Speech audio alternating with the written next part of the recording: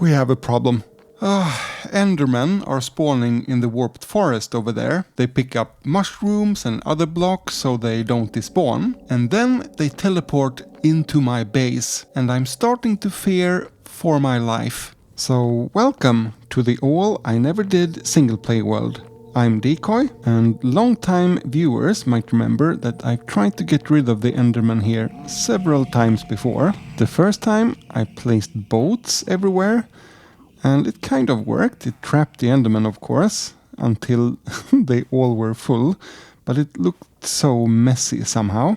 So then I built these Enderman traps. I had Endermites in the minecarts, one on this side and one on the other side. Oh, did I anger you? I'm so sorry. This is actually my base! My base! And the Endermites survived for a very long time, over a year I think, so it must have been in a recent update the Enderman suddenly could reach them. But this setup also had another problem. When the Enderman fell into this lava pit, they started to burn and teleported away. And if we go over to the Froglight farm, I wondered why my powdered snow started to disappear. And after a while I realized the burning Enderman teleported here, the powdered snow put out the fire and at the same time disappeared. But I think I have another solution to our Enderman problem. We'll start by tearing down these traps.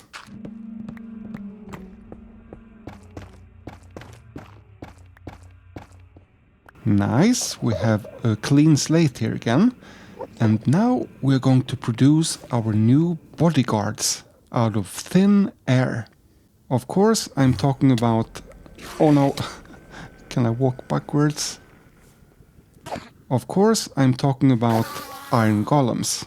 At first, I was actually thinking of making a proper iron farm up in the air and let the iron golems rain down on my base. And we might still do that, but let's ease into this project and just use the little trading hall we already have here. So if we add beds, the villagers can sleep, and if they can sleep, they can also gossip. And when villagers gossip, they produce iron golems. So we have to make some modifications in here. The villagers need to be able to move freely to get to their beds, and the ceiling can't be too high because the iron golems shouldn't be... Oh no! Oh no, I'm sorry. The iron golems need to be spawning on top of the house, not inside. And we need to extend the house a bit to fit the beds, but we have some room this way. So let me work in peace here and see what I can come up with. So I extended the building a bit, and these crazy disco lights are to prevent other mobs from spawning. Then I realized I didn't have any wool for beds, so I took a quick trip into Spawn Town.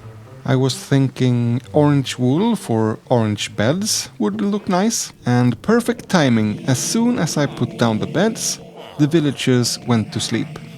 And as soon as they woke up, they produced their first iron golem, which immediately went to work.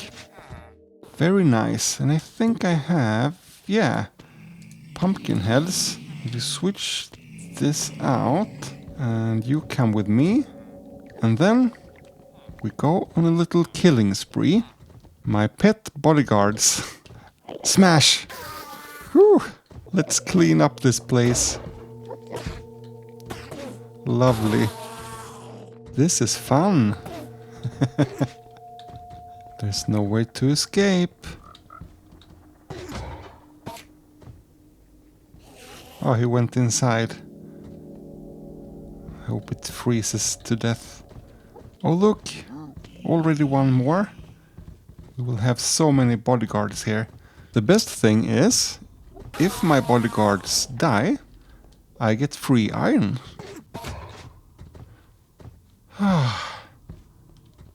Nice and quiet. There's one up there. This might be too much of a challenge. No. Hello. Okay. Oh, wow, what a reach! They're bouncing! Amazing!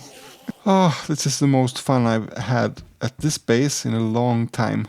I guess you can make your own decisions from now on. Thank you for a good time. So hopefully that fixes the Enderman problem. Now I want to check out a feature I haven't played with yet, chiseled bookshelves. And what better place to do it than the library? Let's take the fun way in. And... woohoo! Good evening. Everything under control? So let's craft up a bunch. Ooh, that was expensive. And I'm thinking we might replace some of the chests for chiseled bookshelves. Not the ones where we have several enchantments in the same chest, like all of these are for the boots. But for instance, Silk Touch, which is only one book, we place that there, one here and one there. That's pretty nice. Maybe this one as well. Oops. I think we need to restock the books as well. Yeah, that looks maybe too empty. How do you... ah, maybe here? That's better.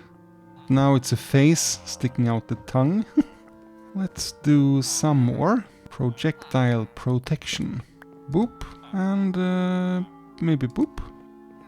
Yeah, we definitely need to get some more to fill out the bookshelves. Maybe protection. I think we have a few more. Yeah, 3 books. That's better. So, bloop, bloop, and... yeah. It's much more variation all of a sudden. Cleaving. That's one of the enchantments we didn't get. Yet, at least. It's from the Lost Combat update. Maybe Smite? Boom, boom. Boom. That's nice. Ooh, and Swift Sneak. There's actually 6 of them. But maybe it's nice that you can see the different levels. It's much less visual, if you know what I mean. But yeah, let's do it anyway. Excuse me. So, if we go boop, and then the level 1s on top, and then increasing the levels. Then of course, if I forget, I have to pull them out to see what it actually is. Oh, you can't even see until you... That's annoying, but then again, how often will we do this? Oh, hello! What's going on here? Are you one of the Sega Gubben? I can't remember. Well, you can take shelter here, and you can go to work, I guess. Oh, you stupid. Oh. Come on. Back to work. I want to do one last thing before we end this video, namely finish the 3rd house here at the parrot farm. This is the place for plants and crops, I'm thinking. Here, for instance, is the fern and grass farm. Huh? Semi-automatic, just the way I like it. Over here, just a small manual melon farm. And here, the project of the day, a cocoa bean farm. So my plan is to have a pressure plate, probably here, which you run over, and then the logs push upwards and all the cocoa beans fall off, and then you just replant manually. But before we do that, let's carve out one level of our parrot farm. It's very slow, but now and then I just go to town here, and layer by layer we come closer to bedrock. And then we use the bone meal we get from composting the moss to produce more moss, which will eat the deep slate, of course. But now the cocoa bean farm. And I think actually, instead of a pressure plate, I will use a button. I often think pressure plates are so convenient, but then I just get nervous that I will run over it by mistake. And then of course we just need to connect the redstone to under the pistons. Maybe it's enough to just connect the redstone like this. No, it's too easy. And... oh. Of course not. It has to be a block underneath, I guess. As you can tell, I'm a redstone master.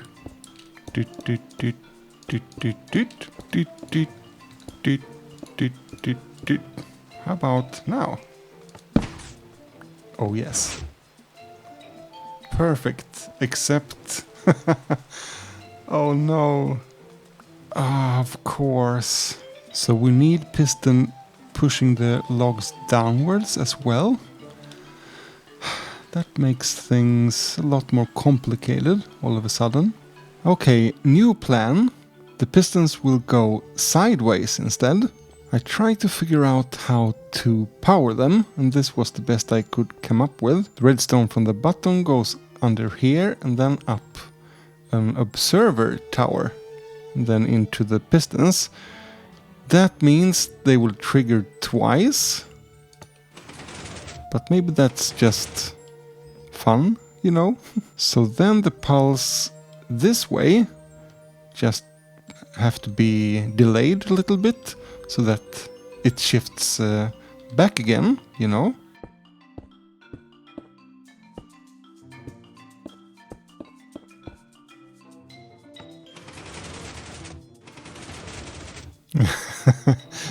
That's pretty nice. Yeah, I kept it like that, just covered it up a little bit more, added some kind of piping in the roof, taking inspiration from the main house over there. But I think this will work. We will never need a lot of cocoa beans, I think. So we're just going to replant on one side. And yeah, if we do this now and then, that will certainly be enough for our world here. It's still a bit empty up here, so I don't think we are quite finished with adding stuff here. But I like that, coming back now and then, add detail and function. I hope you feel relaxed. Thank you for being with me in this episode of All I Never Did, and I'll see you next time.